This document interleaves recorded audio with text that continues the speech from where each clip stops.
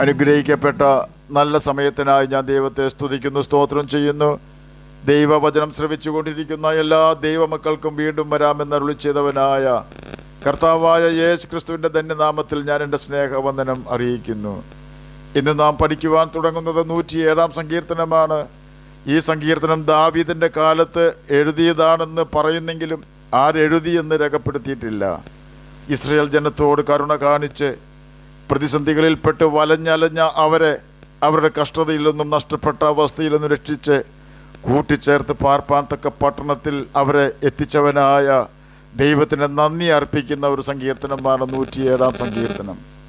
പഴയ നിയമ ഇസ്രായേൽ മക്കളും പുതിയ നിയമ ഇസ്രായേൽ മക്കളായ നാമും എവിടെയായിരുന്നപ്പോഴാണ് കർത്താവ് നമ്മെ കണ്ടെത്തിയത് എന്ന് ചിന്തിക്കുവാൻ ഈ സങ്കീർത്തനം നമുക്ക് ജ്ഞാനം തരുന്നു. ഒരു ദൈവമകനും ദൈവമകളും ഇപ്പോൾ ഏത് പ്രതിസന്ധിയിൽ കൂടി യാത്ര ചെയ്യുന്നുവോ ആ പ്രതിസന്ധിയിൽ നിന്നും രക്ഷിക്കുവാൻ ദൈവം ഇന്നും ശക്തനാണ് എന്ന് 107-ാം സങ്കീർത്തനം നമ്മെ പഠിപ്പിക്കുന്നു. കഴിഞ്ഞ കാലത്ത് കർത്താവ് നമ്മെ ഓരോരുത്തരെയും നാം അവനറിയാതിരുന്നപ്പോൾ പോലും ഭയാനകമായ പ്രതിസന്ധിയിൽ നിന്നുമാണ് രക്ഷിച്ചത്. ആ ദൈവം ഇന്നും ജീവിക്കുന്നു എന്നും അവനിലൊരു മാറ്റവും വന്നിട്ടില്ലെന്നുമുള്ള യാഥാർത്ഥ്യം നാം ഒരിക്കലും മറന്നു പോകരുത്. കാരണം കഴിഞ്ഞ കാലത്ത് നമ്മെ രക്ഷിക്കുകയും വിടിവിക്കുകയും ചെയ്തവനായ യേശു ഒരു മാറ്റവുമില്ലാത്തവനായി നമ്മോടുകൂടെ ഇന്നും ജീവിക്കുന്നു. നമ്മുടെ ജീവിതത്തിൽ ഉണ്ടാകുന്ന പ്രതിസന്ധികളിൽ നിന്നും മാത്രമല്ല നമ്മെ അവൻ രക്ഷിക്കുന്നത്, നമ്മുടെ പാപത്തിൽ നിന്നും നമ്മെ രക്ഷിക്കുവാനും യേശു ശക്തനാണ്. ഇന്ന് ഭൂമിയിൽ മനുഷ്യൻ ചെയ്യുന്ന ഏത് പാപപ്രവൃത്തികൾക്കും പിന്നിൽ ദുരാത്മാക്കളുടെ പ്രവർത്തനമുണ്ടെന്നുള്ള യാഥാർത്ഥ്യം നാം മറന്നു പോകരുത്. നമ്മെക്കൊണ്ട് പാപം ചെയ്യിച്ച് നമ്മിൽ നിന്നും ദൈവത്തെ പുറത്താക്കിക്കൊണ്ട് നമ്മുടെ ഹൃദയത്തിൻ്റെ ചുക്കാൻ പിടിക്കുവാനാണ് സാത്താൻ എല്ലാ കാലത്തും ശ്രമിച്ചുകൊണ്ടിരിക്കുന്നത്. സാത്താൻ അതുകൊണ്ടെന്ത് പ്രയോജനം എന്ന് ചോദിച്ചാൽ അതിനുള്ള ഉത്തരം അവന് ഒരു ശരീരമില്ല എന്നുള്ളതാണ്. നാം പാപം ചെയ്താൽ അവന് വസിക്കുവാൻ നമ്മുടെ ഹൃദയം ലഭിക്കും. കാരണം പാപം ചെയ്യുന്ന വ്യക്തി ശാപഗ്രസ്തനായതിനാൽ ശാപം നമ്മിൽ നിന്നും നീക്കാതിരുന്നാൽ യേശുവിന് നമ്മുടെ ഹൃദയത്തിൽ വസിക്കുവാൻ കഴിയാതെ വരുന്നു. യോശുവ 7-ാം അധ്യായം 10 മുതൽ 12 വരെയുള്ള വാക്യങ്ങളിൽ ഇപ്രകാരം രേഖപ്പെടുത്തിയിരിക്കുന്നു. യഹോവ മോശയോട് അരുളി ചെയ്തത്, എഴുന്നേൽക്ക, നീ ഇങ്ങനെ സാഷ്ടാംഗം വീണ് കിടക്കുന്നത് എന്തിന്? ഇസ്രായേൽ പാപം ചെയ്തിരിക്കുന്നു. ഞാൻ അവരോട് കൽപ്പിച്ചിട്ടുള്ള എൻ്റെ നിയമം അവർ ലംഘിച്ചിരിക്കുന്നു. അവർ ശപഥാർപ്പിതം എടുത്തിരിക്കുന്നു. അവർ മോഷ്ടിച്ച് മറവ് ചെയ്ത് തങ്ങളുടെ സാമാനങ്ങൾക്കിടയിൽ അത് വെച്ചിരിക്കുന്നു.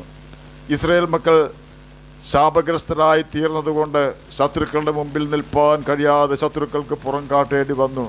ശാപം നിങ്ങളുടെ ഇടയിൽ നിന്നും നീക്കാതിരുന്നാൽ ഞാൻ നിങ്ങളോടുകൂടെ ഇരിക്കുകയില്ല. യെരിഹോ കോട്ട പിടിച്ചടക്കിയ ഇസ്രായേൽ മക്കൾക്ക് ദൈവം കൊടുത്ത നിയമം, ആ രാജ്യത്തു നിന്നും ഒരു നന്മയും ഇസ്രായേൽ പാളയത്തിലേക്ക് കൊണ്ടുവരരുത്. ആ രാജ്യക്കാർ വലിയ പാപികൾ ആയതിനാൽ നിങ്ങൾ ആ പ്രദേശം നശിപ്പിച്ച് തീ വെച്ച് ചുട്ടുകളയണം. അവിടെ നിന്നും ശാപഗ്രസ്തമായ ഒരു നന്മയും എടുക്കരുത്. ഇതായിരുന്നു നിയമം.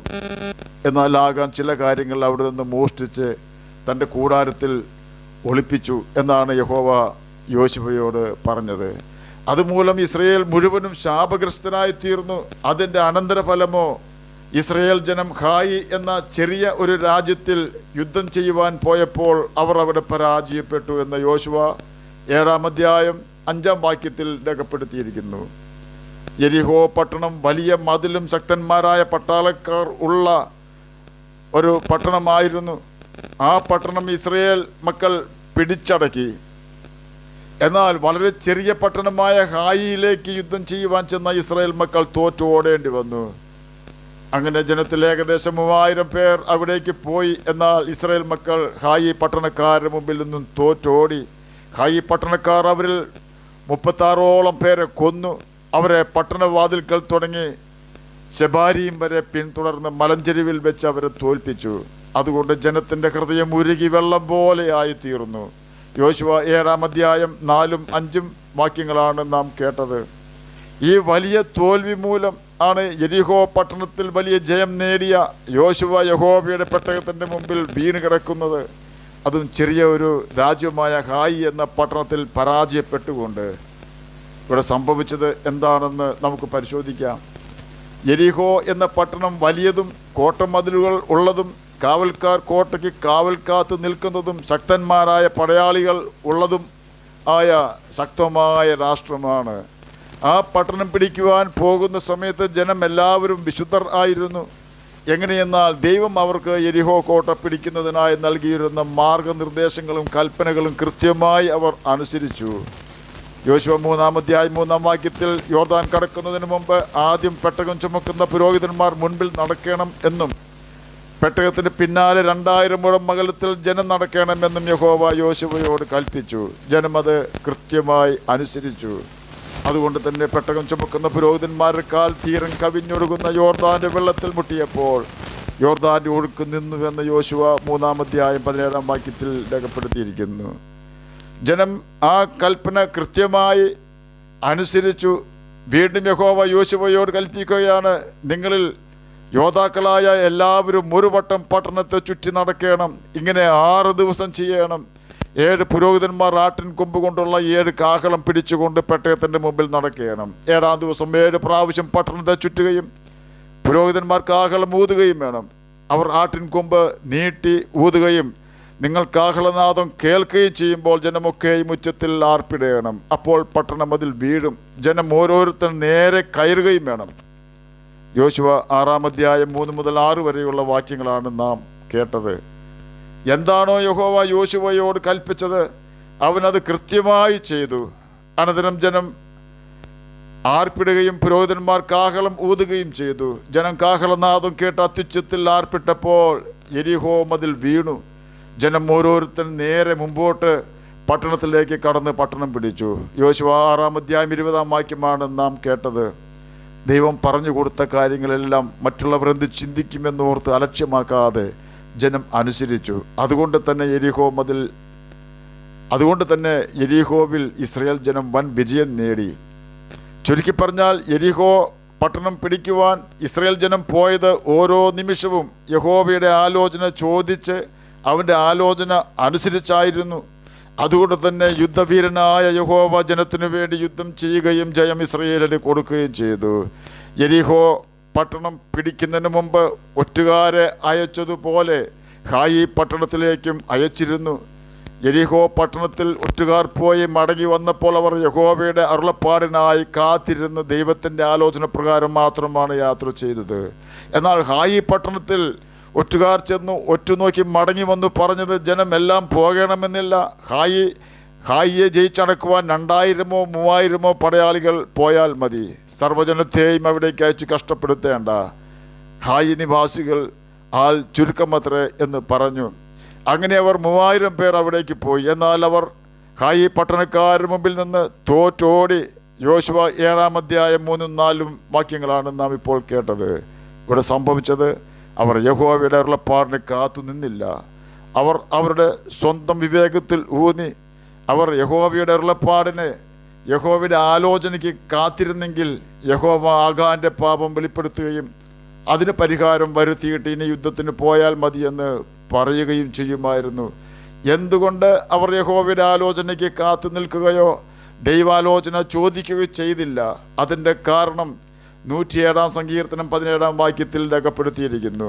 ഭോഷന്മാർ തങ്ങളുടെ ലംഘനങ്ങൾ ഹേതുവായും തങ്ങളുടെ അകൃത്യങ്ങൾ നിമിത്തവും കഷ്ടപ്പെട്ടു എന്നാണ് 107-ാം സങ്കീർത്തനം 17-ാം വാക്യത്തിൽ രേഖപ്പെടുത്തിയിരിക്കുന്നത്. ഇതേ വാക്യം ഇംഗ്ലീഷ് NIV വെർഷനിൽ പ്രകാരമാണ് രേഖപ്പെടുത്തിയിരിക്കുന്നത്.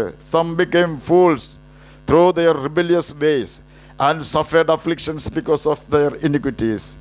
അവരുടെ അനുസരണക്കേട് നിമിത്തവും മത്സര സ്വഭാവ നിമിത്തവും അവർ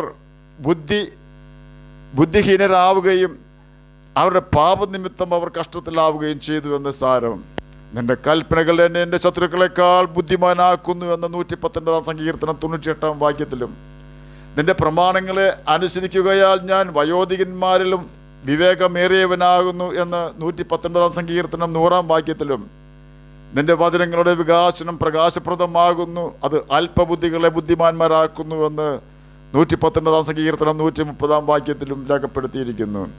നിന്റെ പ്രമാണങ്ങളെ കൃത്യമായി ആചരിക്കേണ്ടതിന് നീ അവയെ കൽപ്പിച്ച് തന്നിരിക്കുന്നു എന്ന് 119-ാം സങ്കീർത്തനം 4-ാം വാക്യത്തിൽ രേഖപ്പെടുത്തിയിരിക്കുന്നു. ചുരുക്കി പറഞ്ഞാൽ ഹായി പട്ടണത്തിൽ അവർ പരാജയപ്പെട്ടത് ദൈവകൽപ്പന ലംഘിച്ച് ആഗാൻ എന്ന ഒരു മനുഷ്യൻ യെരിഹോ പട്ടണത്തിൽ നിന്നും എടുക്കരുതെന്ന് യഹോവ കൽപ്പിച്ച ശാപം പിടിച്ച അല്പം വസ്തുക്കൾ എടുത്തുകൊണ്ട് വന്ന് തൻ്റെ കൂടാരത്തിൽ കുഴിച്ചിട്ടതാണ്. അവൻ ചെയ്ത പാപം എല്ലാ ഇസ്രയേലിനെയും ബാധിച്ചു. അവരുടെ ലീഡറായ യോശുവയുടെയും സകല പടയാളികളുടെയും ജ്ഞാനം അവരുടെ പാപവും ശാപവും നിമിത്തം നഷ്ടമായി. അവർ ഇപ്പോൾ യഹോവയുടെ അരുളപ്പാട് ചോദിക്കുകയോ യഹോവയെ അന്വേഷിക്കുകയോ ചെയ്യാതെ മന്ദബുദ്ധികളെപ്പോലെ ഹായി പട്ടണത്തിലേക്ക് പോവുകയും തോറ്റ് തുന്നം പാടി മടങ്ങി വരികയും ചെയ്തു. എന്നെ കേൾക്കുന്ന ദൈവമകനെ, ദൈവമകളെ, ദൈവത്തെ അനുസരിച്ചാൽ അവൻ നമുക്ക് നല്ല ബുദ്ധി തരും. നാം ഏത് വഴിയിൽ കൂടി നടക്കണമെന്ന് അവൻ നല്ല ഉപദേശം തരും. അതിന് നാം ആദ്യം ചെയ്യേണ്ടത് നമ്മിൽ ഏതെങ്കിലും പാപം മറഞ്ഞിരിക്കുന്നുണ്ടോ എന്ന് മനസ്സിലാക്കുവാനായി യേശുവിനോട് പ്രാർത്ഥിക്കുക എന്നതാണ് വേണ്ടത്. നമ്മിൽ പാപമുണ്ടെങ്കിൽ നാം എടുക്കുന്ന തീരുമാനങ്ങളും പ്രവൃത്തികളും ബുദ്ധിഹീനരുടേതിന് തുല്യമായിരിക്കും. കാരണം നാം പാപം ചെയ്താൽ സാത്താൻ നമ്മിൽ പ്രവേശിക്കും എന്നതാണ് അതിന് കാരണം. എന്നാൽ നാം നമ്മുടെ പാപങ്ങളെ ഏറ്റുപറഞ്ഞ് ഉപേക്ഷിച്ചാൽ യേശുവിൻ്റെ രക്തത്താൽ യേശു നമ്മെ ശുദ്ധീകരിക്കും. യേശുവിൻ്റെ രക്തം നമ്മുടെ സകല പാപവും പോക്കി നമ്മെ ശുദ്ധീകരിക്കുവാൻ ശക്തിയുള്ളതാണ്. സർ ജെയിംസ് സിംപ്സൺ അനേകം ശാസ്ത്രീയ കണ്ടുപിടുത്തങ്ങളുടെ ഉപജ്ഞാതാവാണ്. 1847 ബോധം കെടുത്തുന്നതിനുള്ള ക്ലോറോഫോം എന്ന മരുന്ന് കണ്ടുപിടിച്ചതോടെയാണ് അദ്ദേഹം ലോകപ്രസിദ്ധനായത്.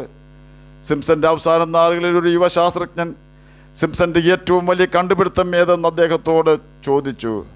അതിന് ഉള്ള അദ്ദേഹത്തിൻ്റെ മറുപടി പ്രകാരമായിരുന്നു: ഞാൻ നടത്തിയ ഏറ്റവും വലിയ കണ്ടുപിടുത്തം ഞാനൊരു മഹാപാപിയാണെന്നും കർത്താവായ യേശു ക്രിസ്തു എൻ്റെ പാപങ്ങൾക്ക് പരിഹാരം വരുത്തിയ രക്ഷകനാണ് എന്നതുമാണ് ഞാൻ കണ്ടുപിടിച്ച ഏറ്റവും വലിയ കണ്ടുപിടുത്തം.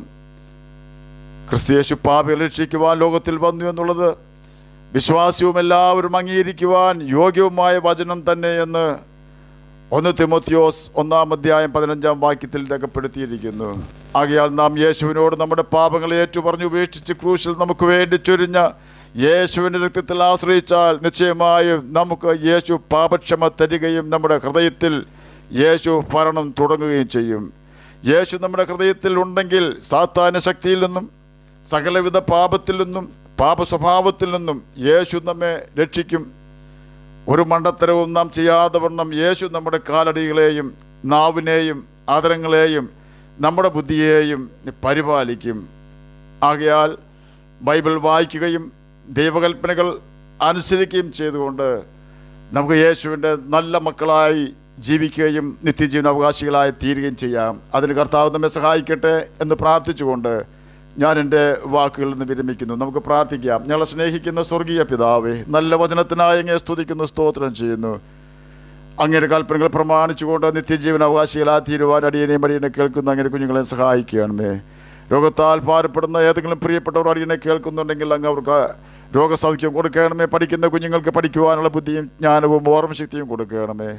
ആരെങ്കിലും സാമ്പത്തികമായി ഞെരുങ്ങുന്നെങ്കിൽ അങ്ങ് അവരുടെ സാമ്പത്തിക ക്ലേശം മാറ്റി കൊടുക്കണമേ. ജോലിയില്ലാത്തവർക്ക് ജോലി കൊടുക്കണമേ. പ്രാർത്ഥന കേട്ടതിനായി സ്തോത്രം. യേശുവിൻ്റെ നാമത്തിൽ തന്നെ ആമേൻ. കർത്താവ് എല്ലാവരെയും അനുഗ്രഹിക്കട്ടെ. സ്തോത്രം.